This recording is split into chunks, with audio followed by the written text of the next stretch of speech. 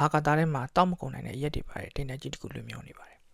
Sagittarius B2 လို့ခေါ်တဲ့ဒီတင်တဲ့ကြီးဟာကျွန်တော်တို့ Milky Way Galaxy ကနေပြီးတော့ light year 390လောက်ဝေးတဲ့နေရာမှာလွှင့်မြောနေတာဖြစ်ပါတယ်ဒီတိမ်တူထဲမှာ PR ခွက်ပေါင်း400 trillion လောက်ရှိပါတယ်400 trillion ဆိုတာ3ညပင်လုံးလဲဆိုတာကိုယ်တိုင်ရေတွက်လို့ရအောင်ထည့်ပေးထားပါတယ်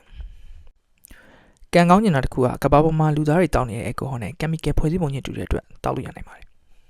အဆိုးကျင်တော့ toxic gas နဲ့ရောနေလို့တေချာပြင်ဆင်ပြီးမှတောက်လို့ရနိုင်တဲ့အနေအထားတစ်ခုဖြစ်ပါတယ် raspberry run နဲ့အနံ့ရတာတူနိုင်တယ်လို့ scientist တွေကတော့ပြောကြပါတယ်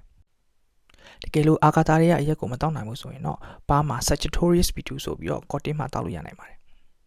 တကယ်လို့အနာဂတ်မှာ space strawberry သာတိုးတက်လာရင်တေချာပေါက်သွားလဲပြီးတော့ချေးတင်တဲ့နေရာကောင်းလေးတစ်ခုဖြစ်ပါတယ်